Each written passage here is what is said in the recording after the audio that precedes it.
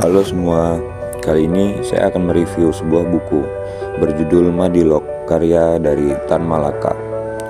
Buku ini membahas tentang materialisme, dialektika, dan logika yang ditulis untuk membangun cara berpikir ilmiah bangsa Indonesia. Madilog ditulis pada tahun 1943 saat bangsa Indonesia masih berada dalam cengkraman kolonialisme dan cara berpikir tradisional yang dipenuhi oleh mitos dan dogma. Lewat buku ini, Tan Malaka mengajak masyarakat untuk meninggalkan pola pikir lama dan menggantinya dengan cara berpikir rasional serta ilmiah. Ada 3 gagasan utama dalam Madilog. Pertama, materialisme, yaitu melihat segala hal sesuatu berdasarkan kenyataan yang nyata, bukan dari tahayul. Yang kedua adalah dialektika, yaitu kesadaran bahwa perubahan terjadi karena adanya pertentangan dan proses. Dan yang ketiga adalah logika, yaitu pentingnya berpikir runtut, kritis, dan rasional.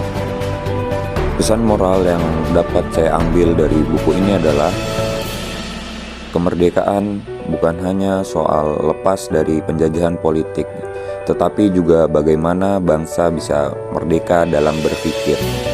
Tanpa cara berpikir kritis, masyarakat akan mudah ditipu, dikendalikan, dan bahkan dijajah kembali dalam penjajahan berbentuk lain-lain.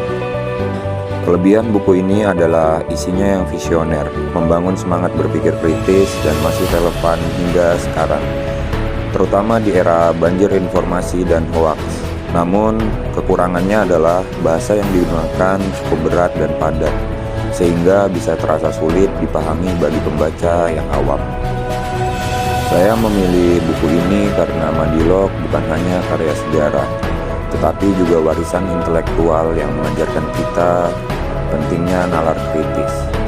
Buku ini membuktikan bahwa perjuangan Tan Malaka tidak hanya melalui senjata, tetapi juga melalui gagasan yang mencerahkan. Dari sini kita belajar bahwa sebuah ide mampu bertahan lebih lama daripada sebuah kekuatan fisik. Pikiran yang kritis bisa menembus batas waktu, bahkan terus hidup melampaui generasi. Mungkin itulah kekuatan Madilog. Ia bukan hanya ditulis untuk masanya, tetapi juga untuk masa depan. Buku ini menuntun kita agar berani mempertanyakan, tidak pasrah pada keadaan, dan yakin bahwa perubahan besar selalu dimulai dari cara berpikir. Dan pada akhirnya, Madilog memberi kita satu pelajaran penting. Kemerdekaan yang sejati hanya bisa dicapai kalau kita mau berpikir.